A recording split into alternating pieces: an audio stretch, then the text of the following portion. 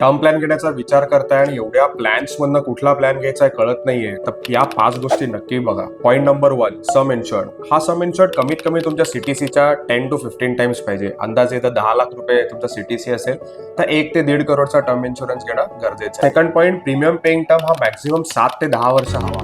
माझं असं मत आहे की इन्शुरन्स हा 75 इयर्स पर्यंत असावा, पण प्रीमियम पेइंग टर्म 7 ते 10 वर्ष असावा. कारण 10 वर्षात म्युच्युअल फंड्समध्ये एक चांगली वेल्थ होते आणि त्या कालावधीमध्ये आपण सगळे प्रीमियम्स संपवले पाहिजे. प्युअर टर्म की टर्म प्लस युलिप. जर तुमचा इन्कम चांगला आहे तर नेहमीच टर्म प्लस युलिप घेतला पाहिजे. पण मेजॉरिटी लोकांचा जेव्हा आम्ही फायनान्शियल प्लॅनिंग असेस करतो त्या प्युअर टर्म हा त्यांच्यासाठी योग्य असतो. सो तुमच्या इन्कम प्रमाणे तुम्ही स्वतः असेस करा. Claim settlement ratio and company reputation. Majority लोक प्रीमियम्स जिथे कमी तिथे धावतात आणि क्लेमची जेव्हा वेळ येते त्यावेळेला त्यांना असं जाणवतं की मी राईट कंपनी निवडली नाही. इट इज व्हेरी इम्पॉर्टंट की तुम्ही नीट असेस करा. Last point, nominee awareness. Majority लोकांच्या घरी पत्नीला माहितीच नसतं की हजबंडचा किती टर्म इन्शुरन्स आहे.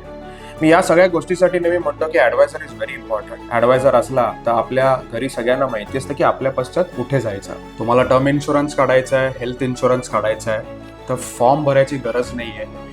माझ्या टीम मेंबर अपूर्वाला तुम्ही डायरेक्ट कॉल करून इन्शुरन्स काढू शकता. नंबर तुम्हाला फ्लॅश होईल. थँक्यू.